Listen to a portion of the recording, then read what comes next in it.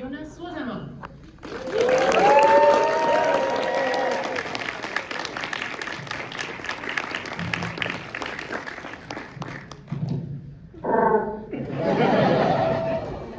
That will have to do. Joonas, how's it going? How's your con been so far? Convention has been great. The amount of people, I just walked the floor today. I went to the 501st booth. Thank you for that. It was just the amount of people. I think the convention hall is about a mile long. So I got all my steps on my watch. So thank you for that as well.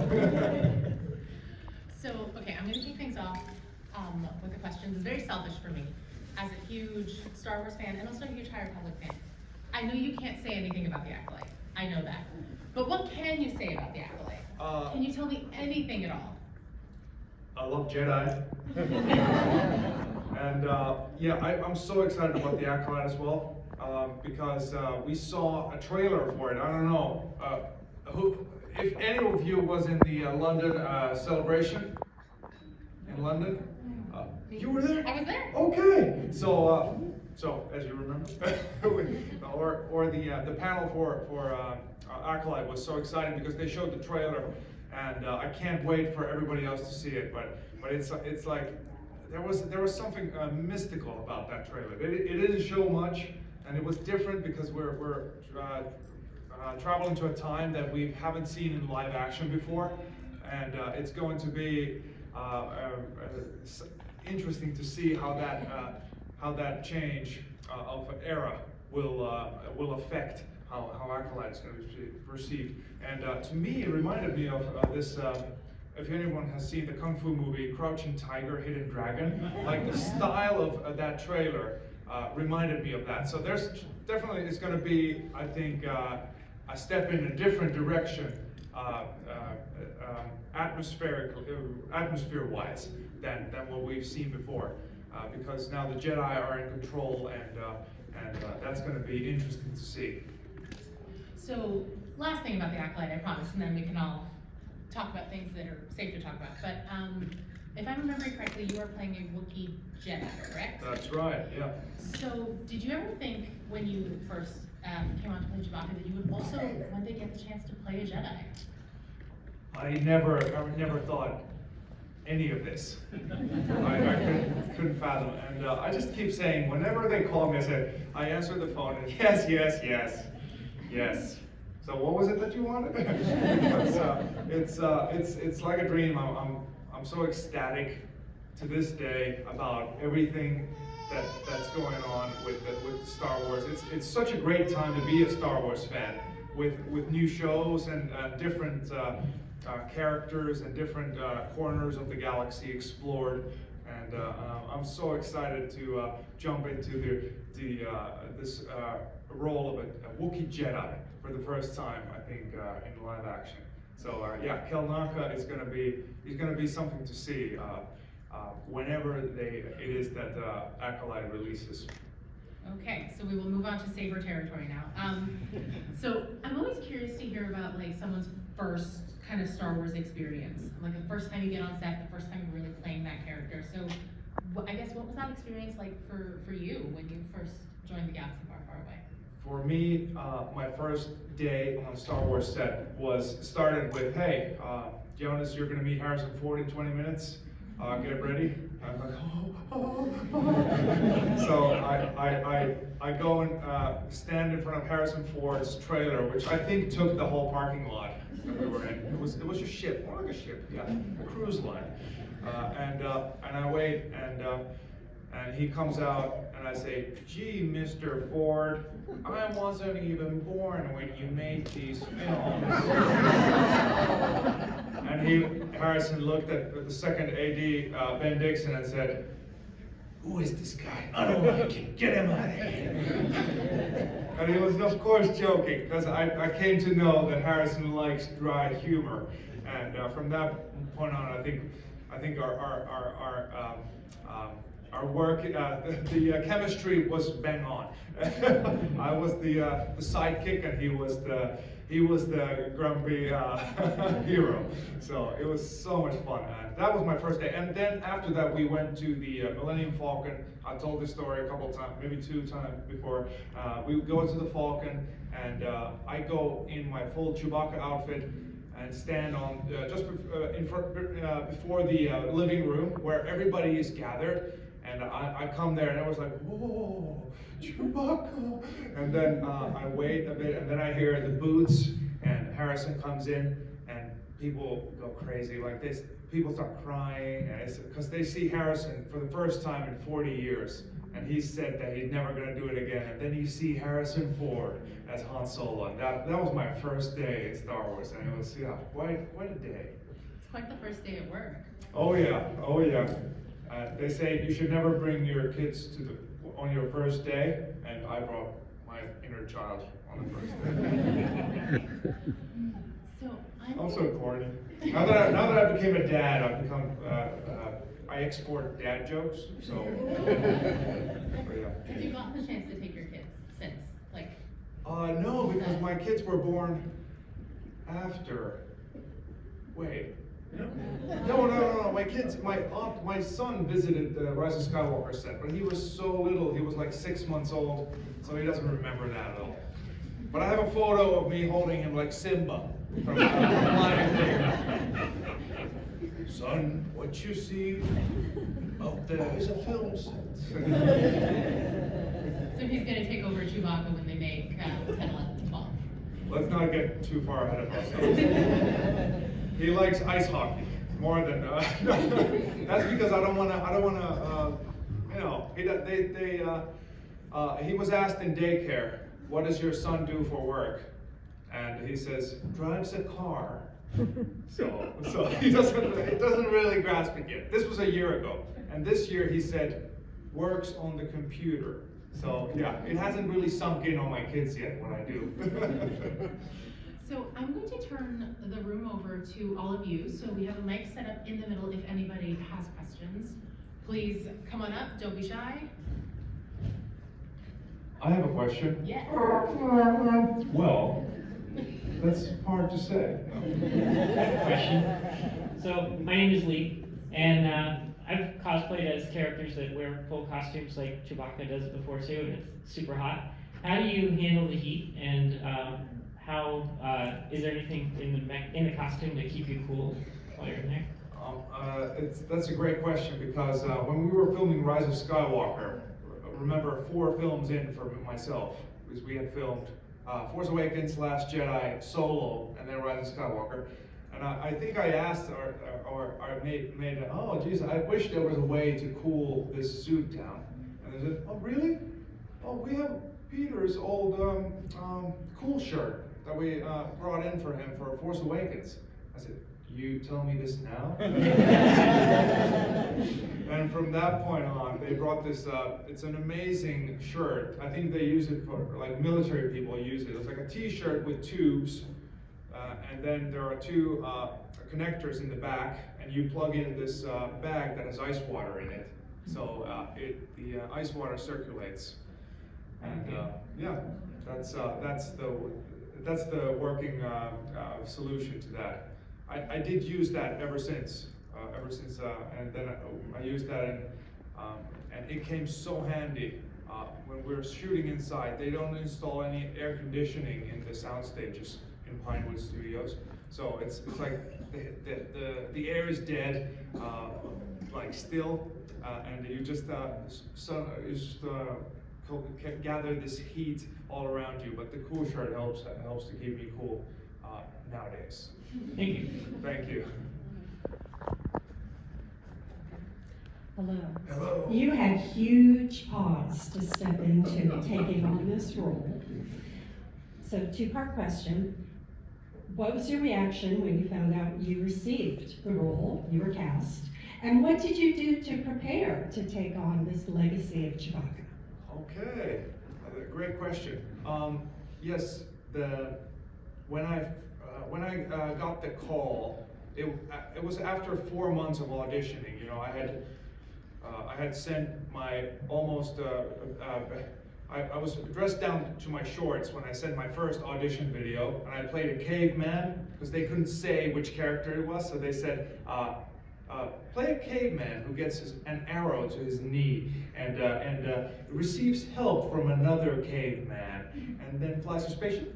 Kidding. But they tried to mask it. But 4 months after I'd done all the assignments and gone to Pinewood for fittings and met JJ. 4 months later, I get a call and I'm driving a car. And then I pull over and I answer, and they say, you got the part. It was at that point it was Peter's body double, but we all knew that it would involve working with Harrison and that. So I knew the significance of this part. So they said, yeah, you can. We're gonna need you to come to Pinewood and gather your things and put your little production company on hibernating mode because you're coming to Pinewood to live for 7, 8 months, 9 months. And yeah, I celebrated, I think, by I had recently bought a PlayStation Lego game, Star Wars Lego game, and I celebrated by playing that and drinking champagne. Very classy, very classy. So you mentioned that you've done four of these movies, and then the Acolyte is a series. So I guess my question is, I know working on set can kind of feel it's the same sort of steps, be it TV show or movie. Are there noticeable differences for you in the production of both? Well, the director changed Well, almost yes. every time, and I was. Then JJ came back for Rise of Skywalker, which was so awesome. But the days are the same. The crew, all because it was a British crew every time we shot these films in London, Pinewood Studios. So everybody became really familiar to me because of the crews, the lighting guys, and the special effects guys, and everybody became. I got to know them very well, and then. I guess the differences came when we were shooting the films, like how the director approaches shooting the scenes, and so there were some differences. Like Ryan Johnson, he planned out all of his shots, so you just showed up and then you would execute the vision that he had. He would say, oh, yeah, do this and that, and it was very straightforward. But with JJ, especially for Force Awakens, we rehearsed a lot, and he would come on set, and there wouldn't have been a clear. There were no marks on the floor. Walk this way, but we would rehearse it, and then he would just yeah, and then he would come up with ideas on the spot, and it was very organic. So it was very interesting to see the two different approaches, and the same with Ron Howard. He was very. Well, Ron's he's just done such he's been in the directing game for such a long time that he could also listen to the rehearsals and then come up with an idea. Yeah, well, how about you do this, and we go over here, and then they would talk with the technical camera crew of how to film the scene in question. So, but yeah, for actors, it's all the same. For me, the challenge was to read the dialogue and the descriptions of the scenes, because sometimes they would have Chewbacca as a Chewie and then the line roar, very very. But sometimes my dialogue would be hidden in the description of the scene. So I would have to be very studious and read the scripts, because even though I didn't have any meaningful lines, it would be awkward if I come to set and then their actors are doing their scenes, yeah, how are you? And then it would be an awkward silence. That's when I knew, and then the scene went forward. So there were a few of those. They were like, JJ said, Chewie? My bad. Hi, I'm Dawn. Nice to see you again. Yeah, if I keep talking, just come and interrupt me. Yeah. I have a kind of a two question. So the first part of this question is, what was probably one of the more difficult scenes you've had to shoot as Chewbacca? And then also, I know the studying and being under, like, filling the shoes of Peter Mayhew, was there any advice he gave you while stepping into the role of Chewbacca? Yeah, Peter gave me some great advice. They came with veiled between criticisms, with buns of criticism. But no, Peter he had the same, because he had been he'd been involved in Star Wars for such a long time. So I can only imagine the conflict he felt when this guy from Finland shows up and says he's here to help or something. So he was very cool. He told me the first time we met, he tried to convey what kind of demeanor Chewbacca has. That he's sort of I never thought this way, but one of the first things is he's a mechanic, that he's trying to be helpful to Han Solo, which was a very very, how do you say, utility-minded approach to Chewbacca. And I never thought that. I thought Chewbacca is just, a character who appears in the scene and hovers, and comes in and is there in the background and other characters. But yeah, Peter reminded me that Chewbacca is actually, what he's doing there is, he's a mechanic. He flies the spaceships, he smuggles sometimes on Tuesdays, and stuff like that. So it was very, and also Peter, talking to him, I got some insight into why he would move the way he does. And I could try to work that into the performance, because just by watching him, didn't give me all the clues. I got to know like some of the tilting of the head, and because Chewbacca has always had this, the energy level of Chewbacca is he's not hyperactive, but he's not very, sleepy, but he's somewhere in between. He's kind of more on the mellow side, so I wanted to bring that in there, and talking to Peter helped me achieve that. As to the most difficult scene I had to film, it was probably the filming Rise of Skywalker, the Leia, when Chewie receives the news that Leia has died.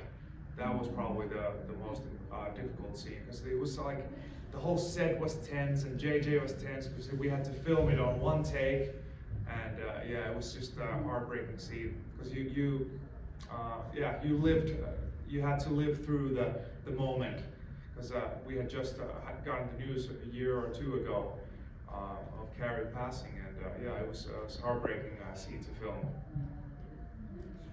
I want to circle back to something you said earlier about how in the script sometimes it'll just say Chewbacca roars, sometimes it's like hidden in the dialogue. I'm curious whether there were ever conversations at any point of like telling you what the roar means, like word by word, like what he is saying. Is that ever a conversation like the directors had with you, or that you would just come up with on your own? No, if it was something that needed to be conveyed to me so that I would get it right on the first, they would just put it in parentheses. Okay. I'm hungry, or really, dude, or something like that. It would be straightforward. Yeah. If you ever write a Chewbacca scene, use parentheses if you need. Otherwise, a roar is fine. That kind of plays into my question. How much control did you have over the body language that you got to present? Like, how directed was it? How much was it like, this is just how you feel, and how would Chewie do it as you? Either a director, it was during rehearsals, everybody got to do what they want. They don't tell, an actor is not told what to do, but they tell you if they like what you did.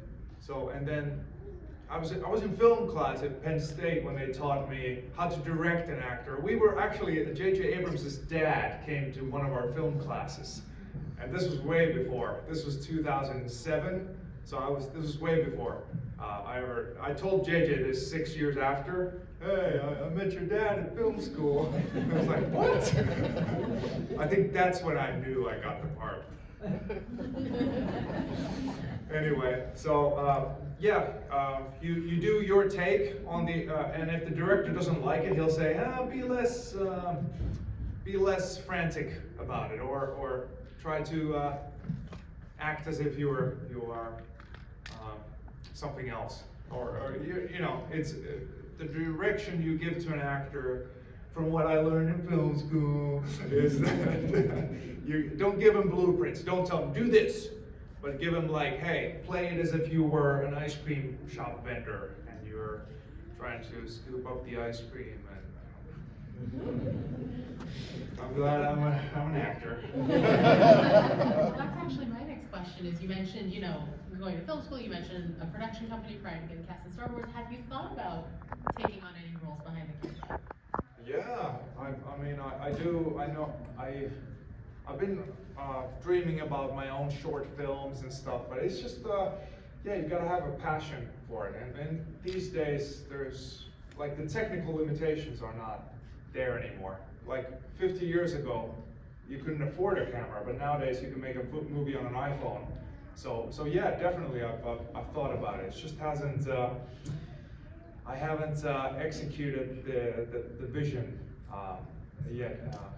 Waiting for the right story. Yeah, I guess, yeah, maybe one day. Now that after becoming a dad, I feel like it would be cool to go to that direction yet. But yeah, we'll see what happens. The choice then to tell another Chewbacca story, hypothetical wish fulfillment time. Is that the story you would tell, like an expedition back to Kashyyyk? Maybe. They tried to. Endor was supposed to be Kashyyyk in Return of the Jedi, I think, but they couldn't find enough tall guys. I think that would still be the problem. So yeah, I don't know. It would be interesting, but yeah, still it would be difficult to find enough tall guys, I guess. We talked a bit about, you know, the legacy of Star Wars, obviously, legacy of like Harrison Ford and Peter Mayhew and all of this. So I'm curious what your history with Star Wars is like. Like, was it a part of your life growing up? Did you come to it a bit later? Oh yeah, like I think it was 4 or 5 when we watched the Star Wars films on VHS in our living room, and I watched Luke Skywalker, and I was like, ooh, he looks like me, because I had blonde hair like this. My hair was like put a kettle on my and it was cut like that. So I thought I identified with Luke Skywalker back then. Little did I know. Yeah, it was very much part of me growing up. And the best part was because my dad introduced me to Star Wars. I got to introduce my dad to Harrison Ford. That was what, like, I'm happy. Like. Well, I guess that kind of goes into my follow-up, which is what is your favorite, I guess not non-Star Wars, what is your favorite Star Wars memory pre-being Chewbacca? I think it must be, it's gotta be New Hope, like when I was a kid and watching New Hope and seeing Luke Skywalker scoop up the blue milk, whatever he was drinking, and it's gotta be those, like, because it was, I believed it so much.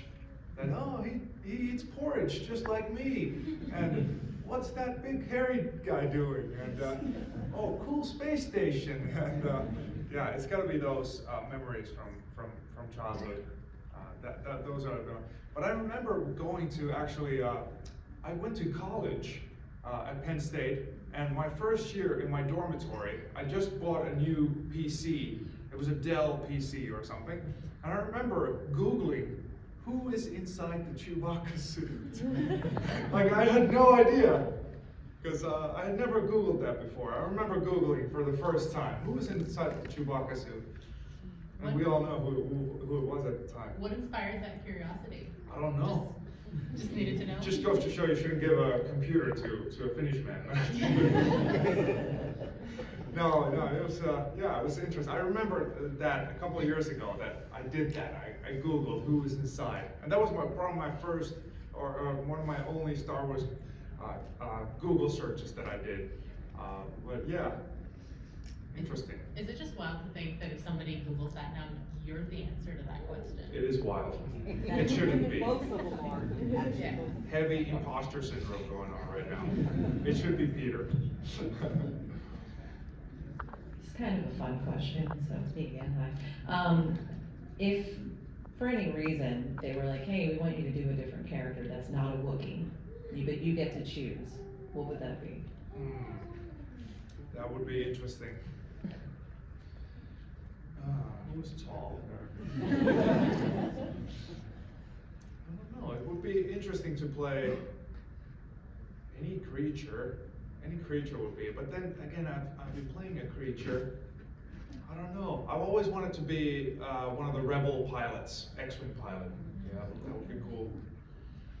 I think I could squeeze myself into the cockpit. Yeah, with special modifications made to the cockpit, I could do it. Yeah, that's what I would probably, yeah. I'd love to be in the cockpit and then scream something before I...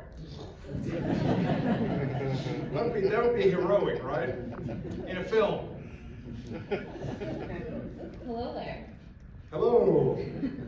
My question, what was the funnest scene to film in the trilogy? The first scene to film in the trilogy was for me, or for the whole The production. the most fun that you had. Oh, the most best fun scene. scene. Yeah. And the whole most fun. It's got to be the scene where Han Solo says, "Really, you're cold?" Like that was so funny. That was a funny scene to film. And another right before that was when Chewbacca. If you look at Force Awakens, and they go into the elevator, and Chewbacca hands Han Solo his coat. That was my idea. It was like JJ first. JJ says, "Why are you giving him a jacket?" And I was like, "But we go outside, and he should have to do that." Then he thought about it and was like, "Yeah, give him a jacket." Yeah. Because we went inside and then back outside, and he removes his jacket. So it was a funny button to the scene that Chewbacca is like, and then he's like, it's so funny if you watch it. Yeah, it's funny. Hello, thank you for coming to this talk. It's been really fun listening to your stories, in hopes of getting some more stories. It seems pretty natural that Peter would sort of like give you some advice on sort of the relationships that Chewbacca would have, but I was just wondering, did any of the other principals, like Harrison or anybody else, have any advice for you as sort of like how to play Chewbacca or like sort of clues into sort of like those relationships?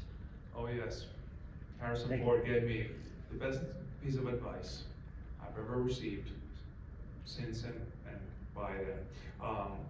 I asked JJ one time, we were in the cockpit, and I asked, JJ wants me to look behind me, and I say, JJ, what's the motivation here? Do I hear a noise? Why am I looking back? Or is there an explosion in the back or something? And then I noticed that Harrison is, intensely looking at me and said, "You don't know?" Like, I asked him, why? What's the motivation? I asked. So he said, "You don't know? It's for the money, stupid."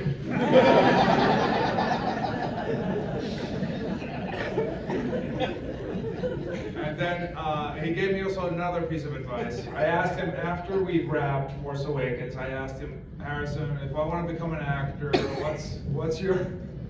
And I failed at this so terribly. He said, I asked him, what's your advice for me if I want to become an actor? "Oh, don't get typecast." 2 Wookiees in, I gotta say I failed. But any real advice? I don't know. Nobody. I was such a Star Wars fan coming in that I knew how to approach playing the Wookiee, because ever since I was playing basketball, my coaches hated this probably. If I was on the bench, I would look at how my teammates moved and run, and what position their arms were in. I've always been like looking and how to imitate people, and so trying to, when the job became, can you play Peter's body double, and can you imitate his movements, and so that became natural to me. So I don't think anybody, if they thought that I did a bad job, they didn't say. So, but it was always I don't know, written in the stars or something that this would happen. I don't know. How did I know? I don't know. Fun journey, nonetheless. Thank you for being here with us. Really appreciate it. Thanks for coming. There are probably so many lines that you just wish you would be waiting for. But thank you for coming here, everybody. Give yourselves a round of applause. So I'm not sure if you went over the acolyte. We got here a little late, but regarding the acolyte, I don't know how much you can talk about, but I know you're a Jedi, and they're a Jedi Wookie. So can you talk a little bit about some of the cool things you're able to do without getting into any trouble? That's going to be difficult to dance around. I have a lightsaber. What was the main, how about this? What was the main differences between playing Chewbacca and playing, his name is Kelnaka. Kelnaka, right? Kelnaka. Kelnacca. Kelnaka. The CCA is heavy with the Wookiees. Naka. Kelnaka. So, Kelnaka was he's a Jedi, so he's a trained Jedi. So Chewbacca is a smuggler. So there was, I recognized that, and that I went from there. We're gonna have to see, because Kelnaka is a different Wookiee for sure, and living in a different time. Once again, he lives in a world, galaxy ruled by the Jedi in the High Republic era. So that's gonna be that's interesting to me, how that's gonna show on screen. I can't wait to see it myself. Did you get a chance, because you said you have a lightsaber, did you get a chance to kind of like pick, like I know we've seen behind the scenes, like you and McGregor got to pick his, like did you get a chance to pick your own lightsaber? Yeah, okay. I don't want to get in trouble, I don't want you to get in trouble. I think maybe out of courtesy somebody asked me, but I don't know if it was the real person deciding it. I don't know. So I think it's one of those things that you can sort of decide later, because all the lightsabers they light up so that they give the light around them, but then you can color the light in post. So I'm not sure if that's going to be the final color for my lightsaber. So we'll have to see. I don't know. I can't. It's so difficult answering these questions. You guys are tougher than I expected. Hi, guys. Hi again. Did you So- already have your question? Go ahead. So I know there was a scene where Chewbacca was in a mud pit, and I can't imagine how many retakes or different times you had to change. Do you know on average how many suits you probably went through? Oh, we destroyed one suit completely. One suit. That mud pit was the worst 2 weeks of my life. It was miserable. And it was like, when you think about it, you understand the reasoning. They wanted to get it done, knock it out of the way, and then go do the glamour filming. But in the process, they destroyed one completely good Chewbacca suit, because the mud that they did was a mixture of I don't know, the thing they used to do shakes from, like it was like some sort of, I don't know, but it was and conditioner and stuff like that. For at least for the mud they used on my suit. But anyway, what happened with that mixture of food products and everything that they made that mud with, it sort of seeped into the material and made the suit shrink over time. and it would when it dried, it got everywhere. I had rubber boots that I used to go into that mud set, and it would seep into the rubber and color it with like white streaks. And my Canada Goose jacket, which was very nice, I was going to steal it after, it got ruined by that mud pit. So sacrifices were made. The mud pit. I'm glad we didn't have to reshoot that. That was the only thing we did. They just said we don't touch that scene. We got everything we wanted. Nobody wanted to visit that set again. Yeah, I don't know what I would have done if we had gone back there, because it was so difficult. Yeah, because the head once you wet down a Wookie suit, it starts weighing so much. Like the head portion of it, like that was the most difficult because it soaks in all the moisture and whatever that thing was. I don't even know what that was. It was some milkshake, mud milkshake product. So yeah, it was tough. Hello, sir. Hey. We don't really need the mic, but let's use No? it because we have Yeah, it. I can talk loudly. How have you been received back home in Finland? Are there a bunch of new little kids who all want to grow up to be